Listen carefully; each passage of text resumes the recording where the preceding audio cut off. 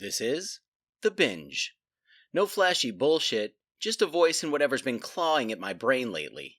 One day it's the psychology of obsession, the next it's why grocery store layouts feel like low-key manipulation, and somehow we'll end up talking about ancient disasters or modern stupidity in the same breath. This isn't curated, it's consumed. So if you've ever wondered about literally anything, yeah, you're in the right place. Let's binge. It's the Binge Podcast where everything's a blast. It's the Binge Podcast. Come join us fast. There's this thing we all do, constantly, religiously, without question, and nobody ever set us down and said, all right, listen up. This is how it's going to be from now on. Stand in an elevator, face forward. That's the rule. Except it's not a rule. It's not written anywhere. There's no federal agency monitoring your orientation, no fines, no citations, no elevator cop waiting to drag you out by the collar if you dare pivot 180 degrees and make eye contact with Brenda from accounting. And yet, every single time, the doors close and it's like a switch flips. Everyone lines up, facing forward, silent, obedient, staring at those metal doors like they're about to reveal the secrets of the universe, instead of the third floor and a flickering fluorescent light. Why? Seriously, what the hell is that about? Try something reckless, not dangerous, just socially radioactive. Next time you're in one, turn around, slowly. No sudden movements, no commentary, just rotate and face the rest of the passengers like you're about to address the nation. Watch what happens. It's subtle at first, a ripple. Someone blinks harder than necessary. Another person shifts their weight, recalibrating like their internal gyroscope just took a hit. Phones come out fast, aggressively, like tiny glowing shields against the horror of unexpected human acknowledgement. Someone coughs. Someone else suddenly becomes deeply invested in the inspection certificate on the wall, as if it contains buried treasure, or at least a decent explanation for what the hell you're doing. You didn't say a word, you didn't touch anyone, you didn't break a law, but you broke something, and everyone feels it. That's the unnerving part. The thing that creeps in around the edges if you let yourself sit with it for more than a second. Because what you've disrupted isn't behavior enforced by authority, it's behavior enforced by agreement, a silent collective shrug that calcified into a norm so rigid it might as well be carved into stone tablets somewhere deep in the basement of civilization. No origin story, no founding fathers, just repetition and compliance. Welcome to the invisible contract.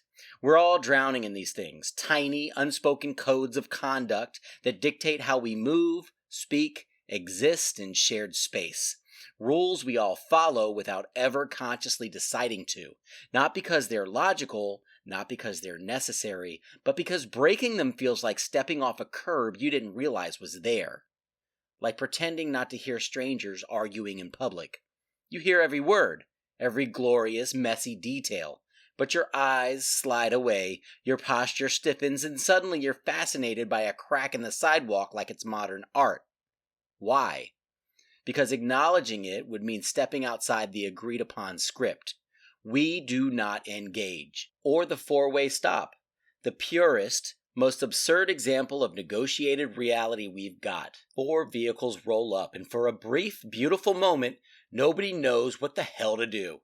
It's a standoff. A silent summit meeting conducted entirely through hesitant eye contact and awkward hand gestures. You go. No, you go. No, you go! Someone inches forward, then stops, then waves again like they're directing traffic in a goddamn interpretive dance. There are rules, technically, but nobody trusts them. So we improvise, collectively, every time. And somehow it works, most of the time. Then there's the airplane, 6 hours in a pressurized metal tube, shoulder to shoulder with a stranger whose entire existence you'll never fully acknowledge. You'll share armrests, air, the occasional accidental elbow jab, but conversation? That's a gamble, a risk. You might get a nod, maybe a polite exchange about the weather, but anything beyond that starts to feel like you're pushing against something. Unseen. Not forbidden, just discouraged. Again, who decided this? Nobody. Everybody. That's the trick. These behaviors aren't handed down from some central authority. They emerge. They evolve. They spread quietly like a social virus with no symptoms except compliance. One person does something to avoid awkwardness, another copies it, and before long, it's just how things are done. Facing forward in elevators isn't about efficiency. It doesn't make the ride faster. It doesn't improve safety. It just minimizes the risk of eye contact. The last unregulated frontier of human discomfort. Because once you're looking at someone, there's a question hanging in the air. Do we acknowledge each other? And nobody wants to answer that. So we face the doors. We stare. We wait. Like it's the most natural thing in the world. But it's not natural, it's rehearsed, conditioned, a behavioral groove worn so deep we slide into it without friction. And here's where it gets weird, uncomfortably, existentially weird. You didn't opt into this, but you're upholding it anyway. Every time you follow one of these silent rules, you're reinforcing it, strengthening it, passing it along like some bizarre cultural inheritance nobody remembers receiving in the first place. You are both the prisoner and the guard in this system, enforcing norms you never consciously agreed to. That should bother you at least a little, because if something as trivial and ridiculous as elevator positioning can become a near universal behavior, what else have we absorbed without question? What other scripts are we running on autopilot, mistaking familiarity for truth? How many opinions? How many habits? How many beliefs?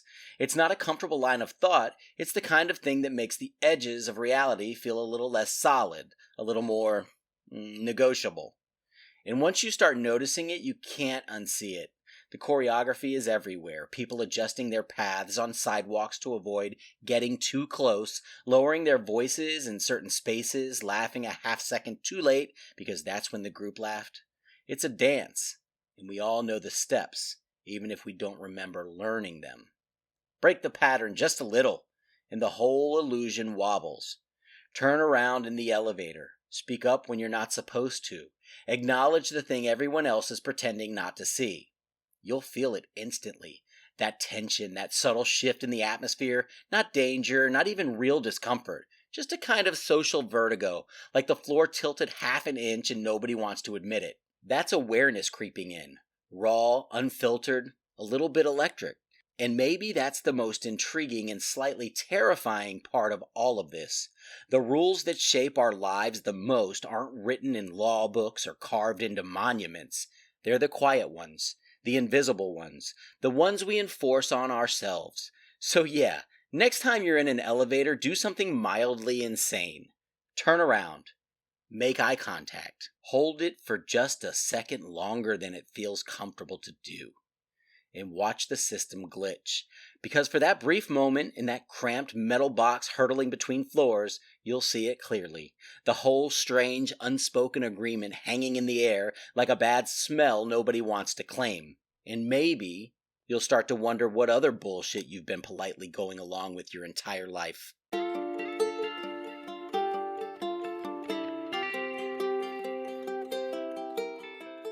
If you enjoyed this podcast, please like and subscribe.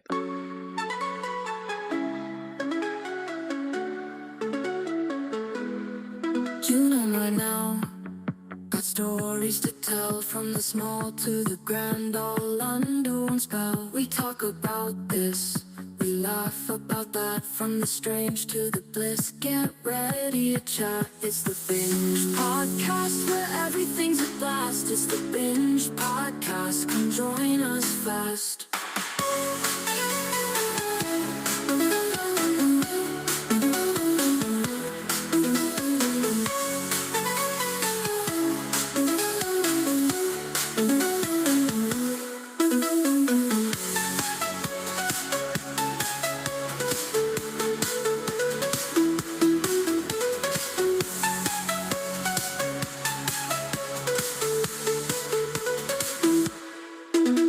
By now, got stories to tell, from the small to the grand, all under one spell. We talk about this, we laugh about that, from the strange to the bliss. Get ready to chat. It's the Binge Podcast where everything's a blast. It's the Binge Podcast. Come join us fast.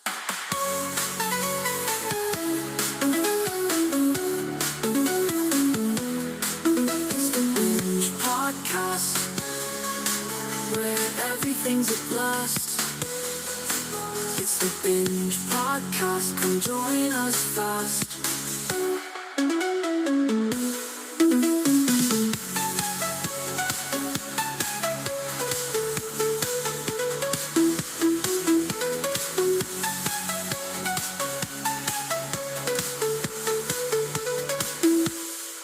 Tune in right now.